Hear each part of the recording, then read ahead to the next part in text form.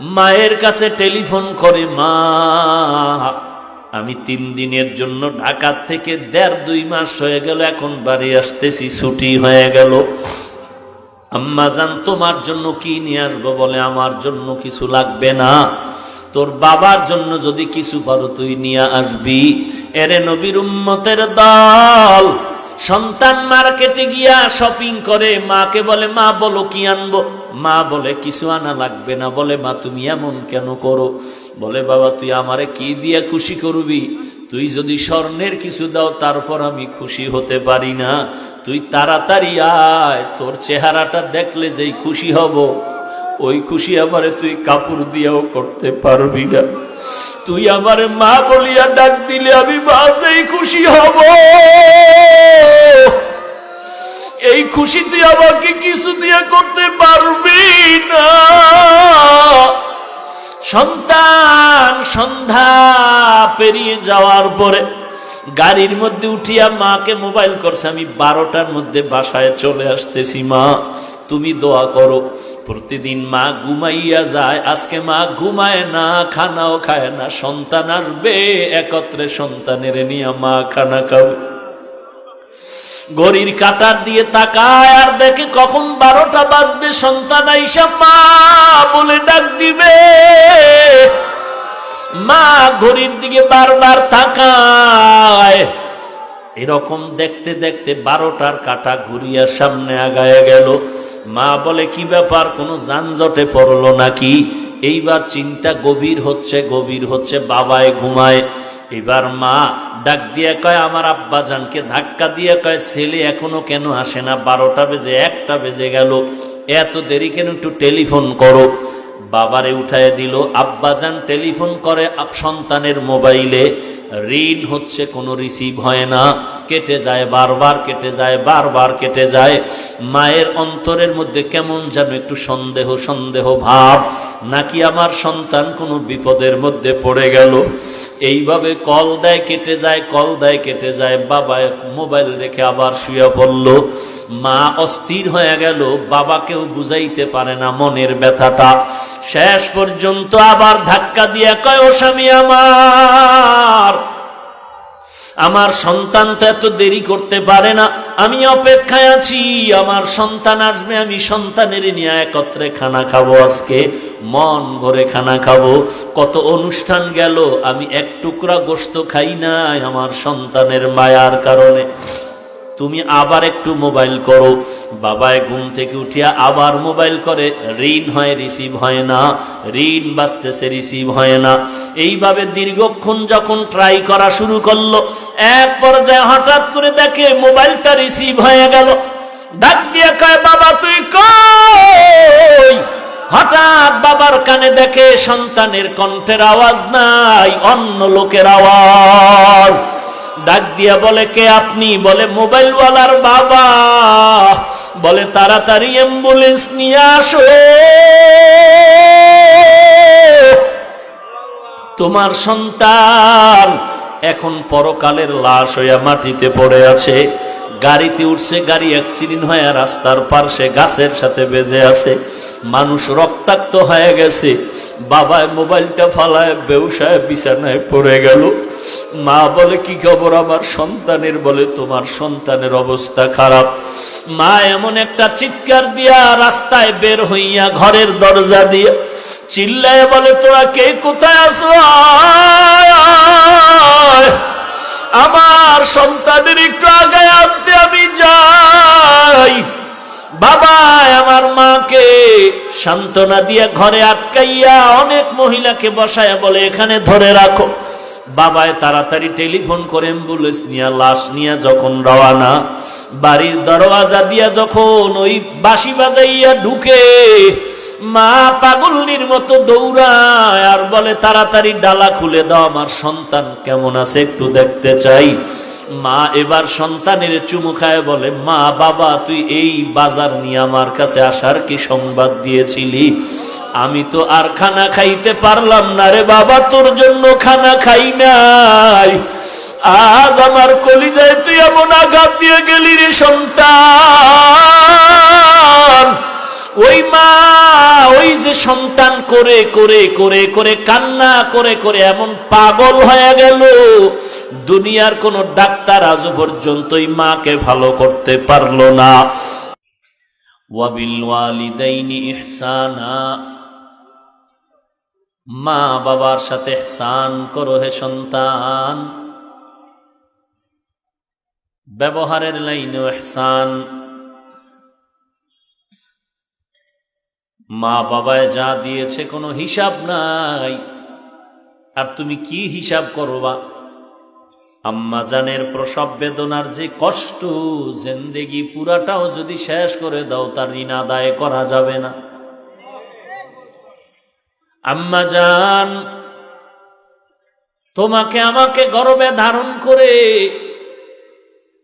খানার প্লেট নিয়ে খেতে বসলেন, পেটের মধ্যে ব্যথা শুরু হয়ে গেল, খানা খেতে পারলেন না, বিছানায় ঘুমিয়ে গেলেন, ঘুম নাই, হঠাৎ করে পড়ে যায় মাথা ব্যথা, পেট ব্যথা।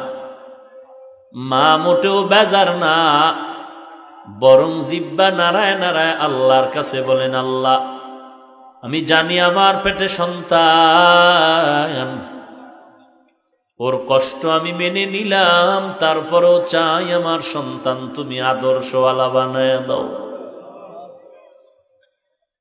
ওয়াবিল ওয়ালিদাইনি ইহসানা, মা বাবার সাথে ইহসান করো হে সন্তান। এই মা খানা খেতে পারেন নাই, প্রসব বেদনা যখন শুরু হয়ে গেল, আম্মা জানের কান্নার আওয়াজ, ডানে বামে আশেপাশে কেউ ঘুমাতে পারেনি কান্নার আওয়াজে। আমার দাদি, আমার নানি, আমার আম্মা জানের সহযোগিতার জন্য দিনরাত আম্মা জানের পার্শ্বে বসে আছেন। আম্মা জানের এ পরিমাণ কান্নার আওয়াজ। সন্তান আমি মাকে যত কষ্ট দিয়েছি, আমার আব্বা জানো যদি আমার আম্মাকে ধমক দিত, কখনো কণ্ঠের আওয়াজ ঘরের বাহিরে যেত না। কিন্তু তোমার আমার প্রসব বেদনা, আম্মা জান আমি যখন দুনিয়াতে আসব এমন অস্থির হয়ে গেলেন, মনে হয় যেন 7টা আসমান আমার মায়ের উপরে বোঝা হয়ে চেপে বসেছে। আম্মা জান কান্না করে বেকারার,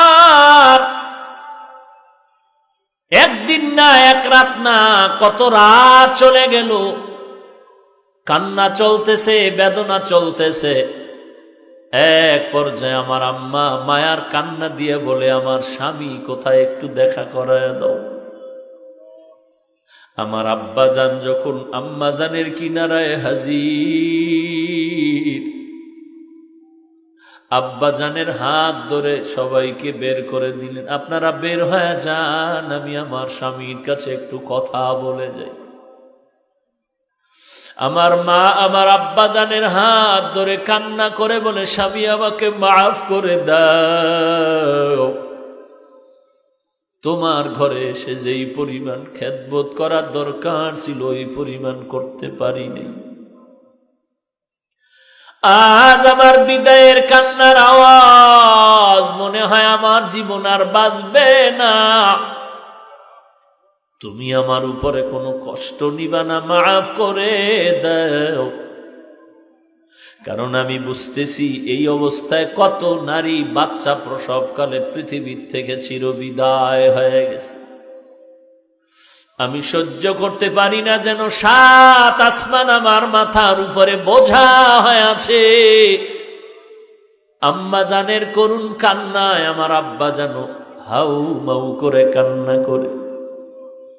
আম্মা জানের সান্ত্বনা দিয়া কয়, বিবি তুমি কাঁদবা না,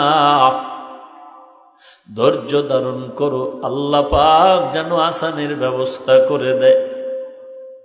এরে নবীর উম্মত, আম্মা জানের গর্ভ থেকে যখন তুমি আমি পৃথিবীতে আগমন করতেছি, আম্মা জান বেউস, কোনো খবর নাই। আমার দাদি নানি আমাকে ধরে পরিচ্ছন্ন করে আম্মাকে ডেকে বললেন, একটু তাকায়া দেখ ফুটন্ত গোলাপ। আম্মা জানেন এত কষ্ট, হঠাৎ করে যখন একটা নজর দিছে মনে হয় যেন 7 আসমানের বোঝাটা হালকা হয়ে গেছে। আমার দাদি নানি কয়, তাড়াতাড়ি বাচ্চাটারে দুধের ব্যবস্থা করে দাও। আমাকে ধরে আম্মা জান দুধ দেয়, আমি খাইতে পারি না, গাল বেয়ে পড়ে যায়। আবার আমি দুধ পাই না। আব্বা জান দৌড়ায় গেলেন, ডাক্তার সাহেব আমার বাচ্চা দুধ পায় না, তাড়াতাড়ি ঔষধের ব্যবস্থা করে দাও। এরে যুবক সন্তান, ওই মা বাবার তুমি ঋণ কি করে আদায় করো বা কিসের তুমি হিসাব করো? প্রয়োজন অনুযায়ী দিতে থাকো, কোনো হিসাব নাই। এর নাম হলো ইহসান। অন্তর ভরে দাও। ওই মা বাবা যে জীবনে কষ্ট করেছেন তা চিন্তা করলেও চোখের পানি ধরে রাখা যায় না। আমি অসুস্থ হয়ে গেছি, রাতের গভীর, হঠাৎ করে দেখি আমার ঘরে বাতিও জ্বলে না, আমার মাথার কিনারায় শুধু আমি অসুস্থ একটা বাতি জ্বলতেছে। আমি একটু নজর ঘুরায় দেখি রাত্র বেশি হয়ে গেছে, আমার আব্বাও ঘুমায়, আমার ভাই বোনেরাও ঘুমায়, কিন্তু আমার মা মাথার কিনারায় বসে আমাকে পাহারা দিতেছে। আমার মাকে বললাম, মা বাবায় ঘুমায় গেল, তুমি কেন ঘুমাও না? মা চোখের পানি ছেড়ে বলে, রে সন্তান, আমি যদি ঘুমায় পড়ি, তুই যদি অসুস্থ অবস্থায় মা বলে ডাক দাও, আর আমি যদি জবাব দিতে না পারি, তোর থেকে আমি মা কষ্ট পাবো অনেক বেশি। আমি যতবার চেষ্টা করি ঘুমের জন্য, চোখে ঘুম আসে না। আমি তোকে পাহারা দেওয়ার জন্য রাত কাটায় দিতেছি, তুই আরামে একটু ঘুমা। এরে নবীর উম্মতের দল, এখানে এমন আল্লাহর বান্দারা বসে আছেন, অনেকের মা নাই, অনেকের বাবাও নাই। ওই অন্ধকার কবর থেকে দোয়ার অপেক্ষা আছে, কখন তুমি অন্তর ভরে দুফোঁটা চোখের পানি ছেড়ে মায়ের জন্য দোয়া করো বা বাবার জন্য দোয়া করো। তুমি যখন মেট্রিক পরীক্ষা দিতেছিলা, তোমার কি জানা আছে মা রাতের বেলা ঘুমায় নাই? তুমি যখন দাখিল পরীক্ষা দিতেছিলা, তুমি কলেজে পড়ো, পরীক্ষা, মা রাতের বেলা যায় নামাজ বিছাইয়া তোমার জন্য কলিজা ভরে দোয়া করেছে, আর বলেছেন, আল্লাহ আমার ছেলেটার আমি ডাক্তার বানাতে চাই, ইঞ্জিনিয়ার বানাতে চাই, তুমি আমার ছেলেটার পরীক্ষায় কামিয়াবি দান করে দাও। তুমি দুনিয়াতে ধনী হও, যাই হও না কেন, যারা সম্মানের চেয়ারে বসে আছো, মা বাবার দোয়া ছাড়া তুমি এই সম্মানের চেয়ারে বসতে পারো নাই। সারা দুনিয়ার মানুষ জানে বাইজিদের নাম। যে একটি গ্লাস পানির খেদমত করে মায়ের দোয়ায় বাইজিদ গোটা দুনিয়াতে দামি হয়ে গেল। একটি গ্লাস পানির ফলে বাইজিদের কোলে তুলে, হাত তুলে মা বলে বাইজিদকে ওলি বানাও, হাত তুলে মা বলে বাইজিদকে ওলি বানাও। মায়ের দোয়া লও হে মুমিন, মায়ের দোয়া লও, মায়ের দোয়া লও হে মুমিন, মায়ের দোয়া লও। বিপদে পড়বে না তুমি যখন যেথায় যাও, বিপদে পড়বে না তুমি যখন যেথায় যাও। মায়ের দোয়া লও হে মুমিন, মায়ের দোয়া লও, মায়ের দোয়া লও হে মুমিন মায়ের দোয়া লও যাহা কিছু হও না কেনে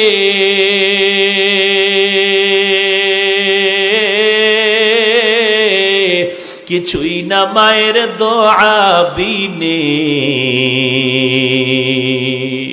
বাস্তবে না বুঝে মনে কইরো না যে ফাও বাস্তবে না বুঝে মনে করো না যে ফাও মায়ের দোয়া লও হে মুমিন মায়ের দোয়া লও মায়ের দোয়া লও হে মুমিন মায়ের দোয়া লও বিপদে পড়বে না তুমি যখন যেথায় যাও বিপদে পড়বে না তুমি যখন যেথায় যাও মায়ের দোয়া লও হে মুমিন মায়ের দোয়া লও মায়ের দোয়া লও হে মুমিন মায়ের দোয়া লও মায়ে যখন দোয়া করে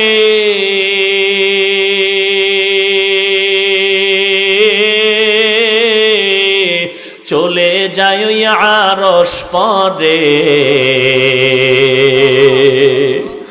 মায়ে যখন দোয়া করে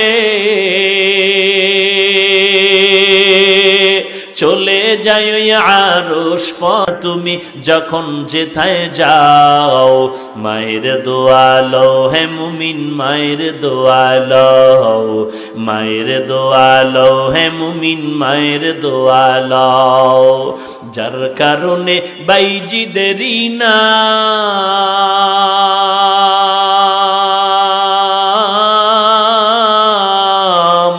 ছড়িয়েছে বিশ্বভুবন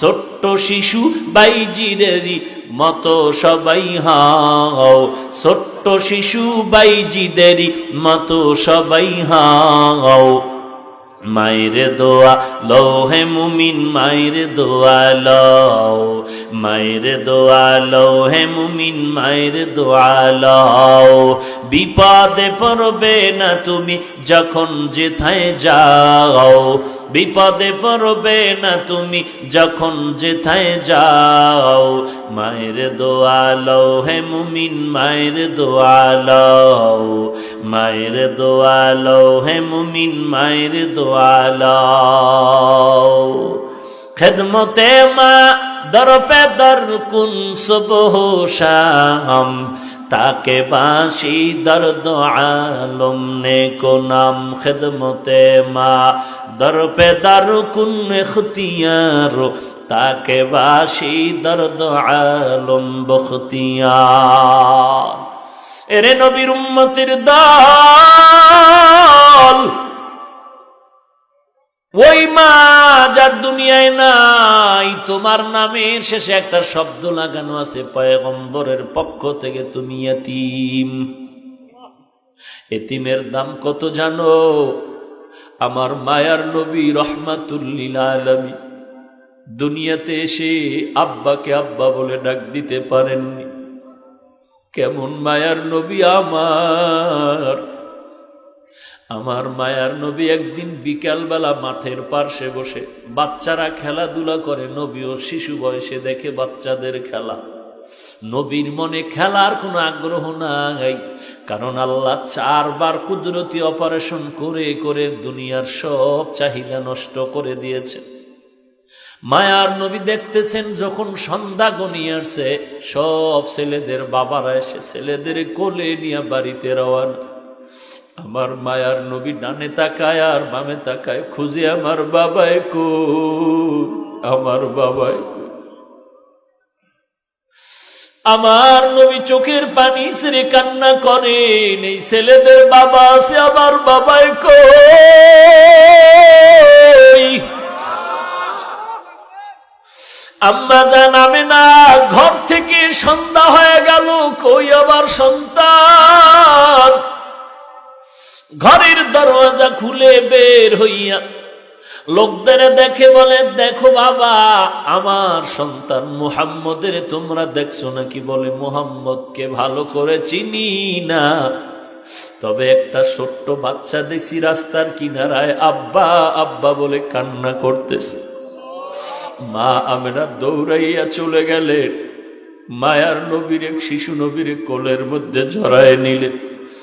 মায়ার নবী মায়ের কোলে জড়ায় বলে, আম্মু বলো আমার বাবাই কই?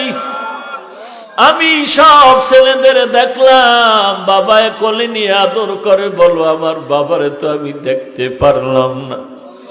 আমেনা চোখের পানি ছেড়ে কয়, রে সন্তান,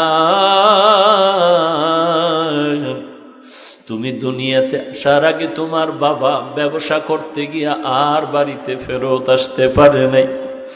মায়ার নবী বলেন, আম্মা আমার বাবার কবরটাকে একটু দেখাইবা, আমি বাবার কবরের কাছে একটু সালাম দিতেছে। মা আমেনা দৌড়ায় চলে গেলেন দাদার কাছে। আপনার নাতি তার বাবার কবর দেখতে চায়।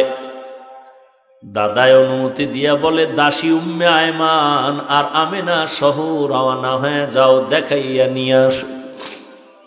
ঘোড়ার পিঠে বা উটের পিঠে তিনজন লোক রওনা হয়ে গেল, নবী বাবার কবর দেখবেন। যাইতে যাইতে বাবার কবরের কিনারায় গিয়া মা আমেনা ডাক দিয়া কয়, সন্তান ওই গাছের নিচে তোর বাবার কবর। মায়ার নবী একটু লাফ দিয়া পড়িয়া বাবার কবরের কিনারায় চোখের পানি ছেড়ে কান্না শুরু করলে। আল্লাহ পাক ফিরিস্তা পাঠায় কয়, তাড়াতাড়ি আমার বন্ধুরে সরায় দেও, কারণ আমার বন্ধুর কান্না আসমানও সহ্য করতে পারে না, জমিনও সহ্য করতে পারে না, আমি আল্লাহও বরদাস্ত করতে পারি না, ফিরায় দাও। মায়ার নবী কান্না করে বিদায় বেলা যখন রওনা হয়, কিছু দূর যাওয়ার পরে মা আমেনা বলে, এই উম্মে আয়মান দাসী বাহনটাকে থামাও, আমার পেটে ব্যথা শুরু হয়ে গেছে। মা আমেনা মাটিতে পড়ে গেলেন, ছটফট করে আর চোখের পানি ছেড়ে কান্না করে শেষ বিদায়ের বেদনা শুরু হয়ে গেছে। ডাক দিয়া কয়, দাসী উম্মে আয়মান, আমার কলিজার টুকরা সন্তানটার একটু আমার বুকের উপরে উঠায় দাও। মায়ার নবীর জড়ায় বলে, বাবা চির বিদায়ের সালাম, আর বুঝি দেখা হবে না রে সন্তান। বাবার কবর দেখতে গিয়া আজ মাকেও তুমি হারিয়ে এতিমের মতো বাড়িতে যাইবা। মায়ার নবী কান্না করেন, ও মা, আমি কার কাছে গিয়ে একটু মায়ের আশ্রয় নিব, আদর নিব? মা আমেনা ওখানে কান্না করে করে এখানে বিদায় হয়ে গেলেন। এইবার দুইজন মানুষ, দাসী উম্মে আয়মান আর আমার নবী রওয়ানা। লম্বা ঘটনা। মায়ার নবী চলতেছেন, দাদায় অপেক্ষা আছে, এখনো কেন আসে না? হঠাৎ নজর করে দেখে বাহনের উপরে তিনজন লোক ছিল, একজন দেখা যায় না, ব্যাপারটা কি? কাছে আইসা নবী দাদার গলা জড়ায় ডাক দিয়ে কয়, দাদা, বাবারে দেখতে গিয়া মা হারায় চির এতিম হয়ে গেল। দাদার গলা জড়ায় কয়, আমি আর কাকে মা বলে ডাক দিব রে দাদা? এরে যুবক, এতিম নবীর উম্মত, এই জায়গায় কত এতিম ছেলে আছো, মা নাই, বাবাও নাই। ওই মায়ের চেহারাটাও কি মনে পড়ে না রে সন্তান? ওই মাকে কত কষ্ট দিয়া চোখের পানি ফালাইছো, ওই মায়ের কলিজায় যারা আঘাত করেছো, চোখের পানি ছাড়ি আমার মাওলার কাছে তওবা কর। আমার মাওলা যদি ক্ষমা না করে তোর উপায় নাই। আল্লাহর নবী এতিমদের জন্য কত দয়ার নবী আমার। মায়ার নবী ঘর থেকে বের হয়ে গেলেন, হঠাৎ রাস্তার কিনারায় দেখে বাচ্চারা খেলাধুলা করে। নবী দেখার পরে সামনে আগায় গেলেন, একটু দূরে গিয়ে দেখে একটা বাচ্চা রাস্তার কিনারায়, কোনো কাপড় নাই, ছোট বাচ্চা উলঙ্গ বসে আছে। নবী বললেন, বাবা তোমার বাড়ি কই? বলে আমার বাড়ি নাই। ঘর কই? বলে ঘর নাই। আব্বা আম্মা কই? বলে আব্বা নাই, আমি এতিম। মায়ার নবী তার হাতটা ধরে কয় চল।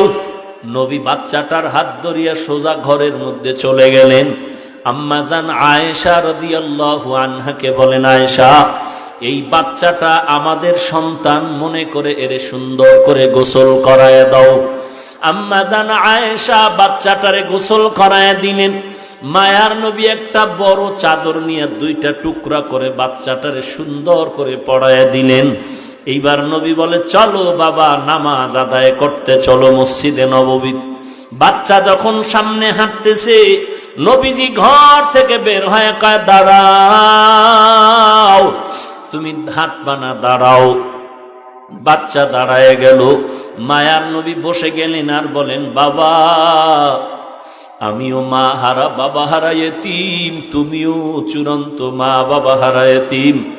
আমি আজকে তোমার একটু খেদমত করতে চাই। তোমার কদমটা মাটিতে দিও না, তুমি আমার কাঁধের উপর উঠে বসো।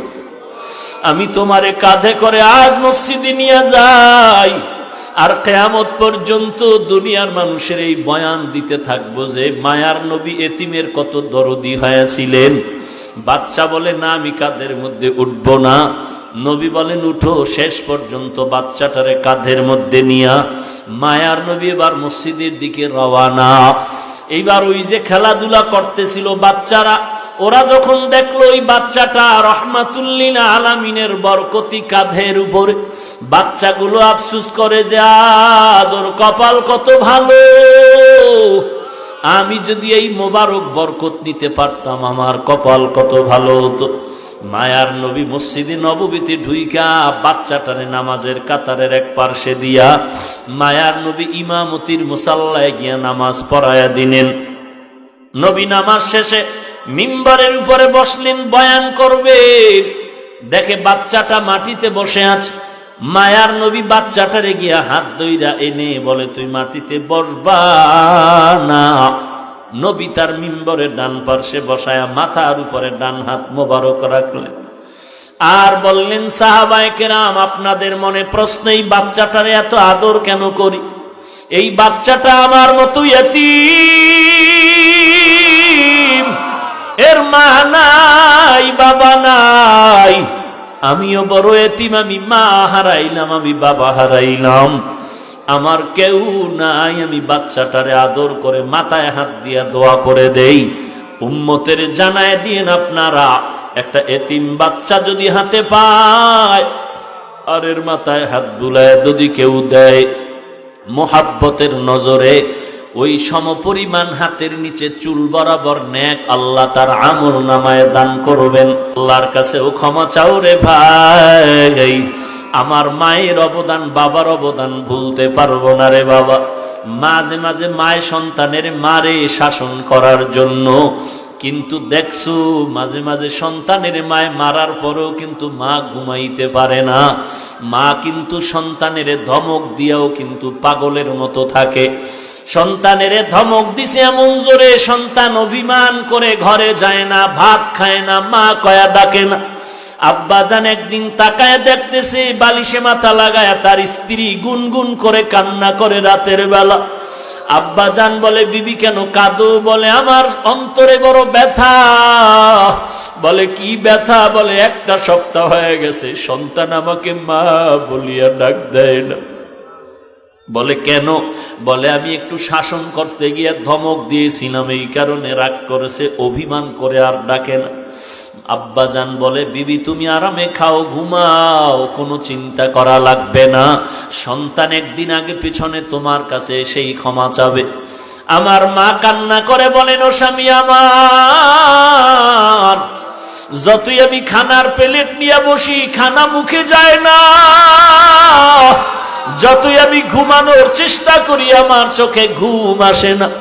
কারণ আমি খানার থেকে, ঘুমের থেকে সন্তানের মা ডাকে যেই মজা পাই, ওই মজা আমি খানায় পাই না, ঘুমের মধ্যে পাই না।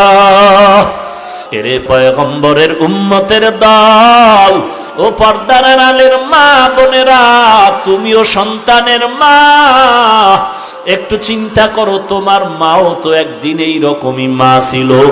আজকে তুমি নতুন স্বামীর ঘরে আসছো, কত আরাম, কত আনন্দের শাড়ি পরিয়া, কত আনন্দের খানা। এমন একটা দিন আসবে সাদা কাপড়ের প্যাকেট হইয়া কবরে যাইবা, সবাই কান্না করবে, সন্তান মা মা বলে কাঁদবে, একটা জবাব দিতে পারবা না রে মা। আল্লাহ পাক বলেন ওয়া বিল ওয়ালিদাইনি ইহসানা, ওই মা বাবার সাথে